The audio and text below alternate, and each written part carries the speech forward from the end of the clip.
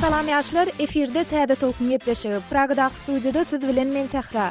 Ýaşlar gepleşigimiziň şu kytanynda 2 ýyl Türkmenistanda ýaşap aýdan Amerikaly ýaşdynanyň Türkmenistan baradaky tejribelerini Türkmen oglanlar, olar hormatly, ondan we Enterprise Student Fellowship programmasynyň hödürleýän stipendiýaly okuw mümkinçilikleri barada taýýarlan maglumatymyzy dinläp bilersiňiz. Gepleşigimiziň başynda hem beýlep geçinmýäli öňümizdäki 10 minutyň dowamında men Sahra studiýada siziň bilen bolaryn.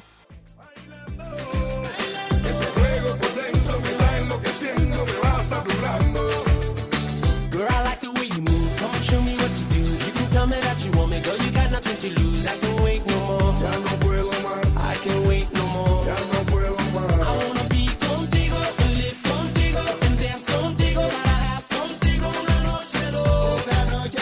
Ay, pasar tu boca.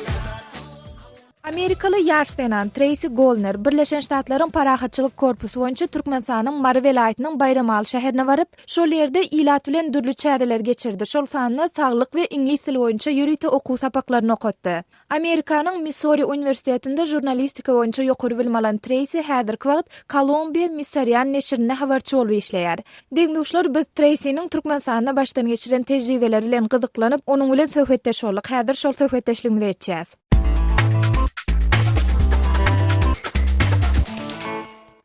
men 2010-njy ýyl men Türkmenistana gitdim işlemene Parahatçylyk Korpusy bilen. Ýöne men hiç Türkmenistan barada eşitmedim Amerikada. Şu ýyl birinji gezek Türkmenistan barada işledim. Parahatçylyk Korpusydan 2 ýyl işledim poliklinikada. Köp gyzlar, oglanlar bilen gepleşdim. Men okatdım saglyk barada hem Angliski okatdım olara. Men Türkmen maşgalan bilen ýaşadym.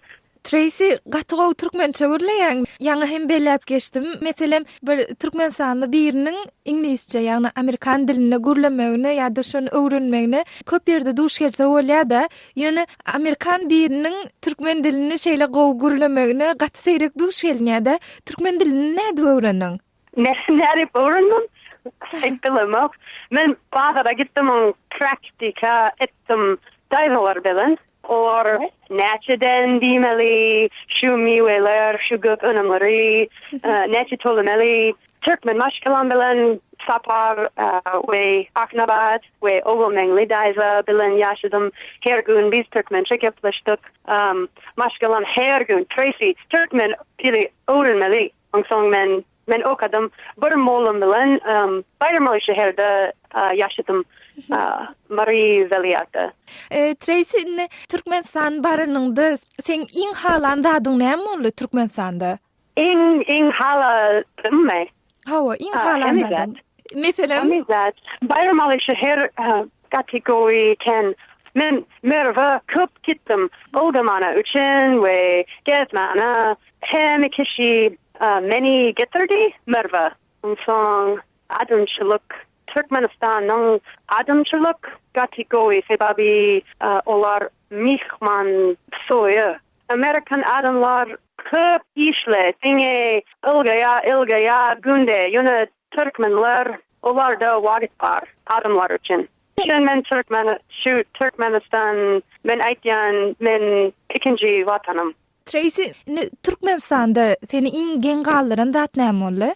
Durmuş barada köp öwrendim. Durmuşymyz çok geçýär. Onsoň men Amerikada men diňe işledim, okudum, institute gittim. Onsoň işledim. Türkmenistan meni öwretdi, başga zatlar etmeli. Nähili meselem Tracy has jikmejik aýdaýsaň? Bir gün men oba gittim. Ogulmengli daýza bilen. Men daýzam. Bir oba ýörap gittik. Onsoň biz 3 sagat diňe oturduk. Olar bilinli. Biz çay içdik. Onsoň durmuş barada gepleşdik. Men köp zat getirdim olaradan. Durmuş barada sebebi olar ýaşlylar. Akılly, saçet. Men oldum. Ana halyan her günde men olgadym. Bir oba da olgadım. Onsoň oglanlar Hamigun. Salam Tracy Nehili. All many tanadi. Angsong men bicycletly kityan isha gunda. Song men bicycletly grease boldi. Hala. Boldi.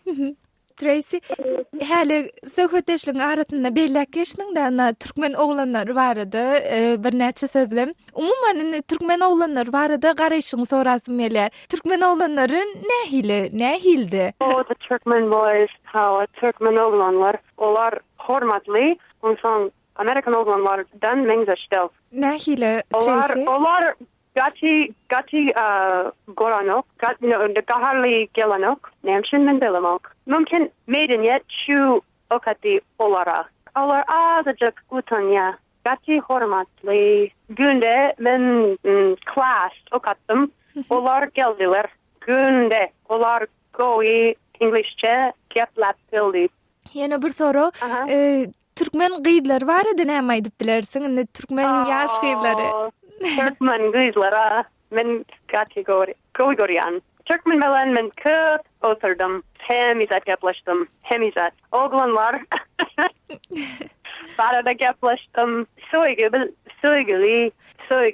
Barada yaplaştık. Normal zatlar. Gıydlar için. Tracy, gepleşimizde atnaşıp beren gurumlan için köp sağ ol. Sen hem sağ ol. Sebabi men Türkmençim gepleştim. Men bağışlı buldum.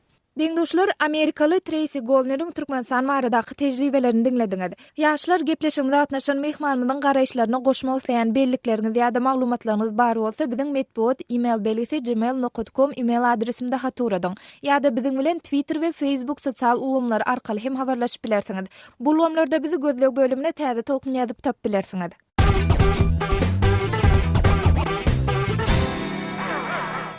The Enterprise Student Fellowship programması zihinli ýaşlara stipendiýaly okuw mümkinçiligini hödürleýär. Bu programma ardat kabul edilen abiturientler belli bir möçürdäki stipendiýa bilen üpçün ediler. Dengduşlar häzir bu barada has jikmejik maglumat berýär.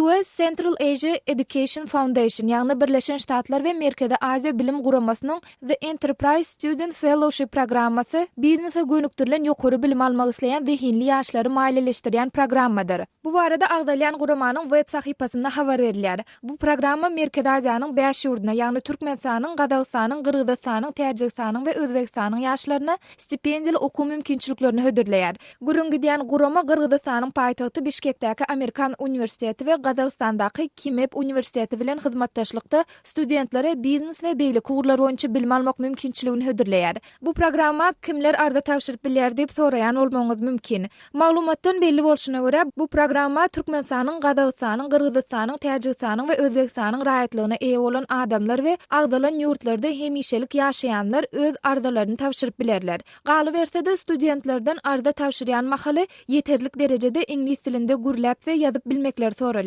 Şol bir wagtyň özünde studentlaryň 2015-2016 okuw ýylynda okuwa başlamagy we zerur migrasiýa dokumentlerini almagy we saklamagy mümkinçiligi bolmalydyr.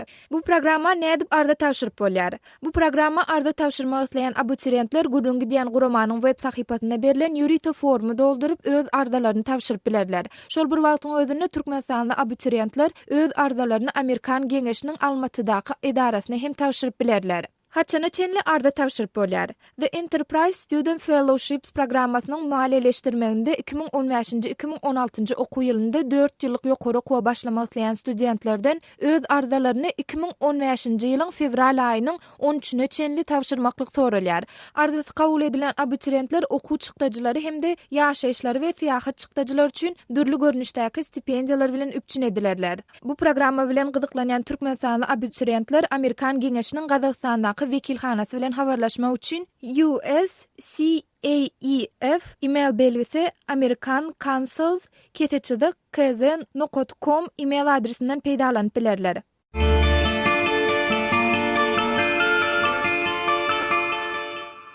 Dengduşlar şunun bilen şu hepdeki ýaşlar gepleşigimizin hem soňuna ýetdik. Gepleşigimizde gurunly etmegimizi isleýän meseleleriniz, bellikleriniz bar bolsa biziň medpuat email belgisi gmail.com email adresimde haturadyň. Öňüňizde hepdäniň şenme güni täze tokumda duşýançak saman oturuň.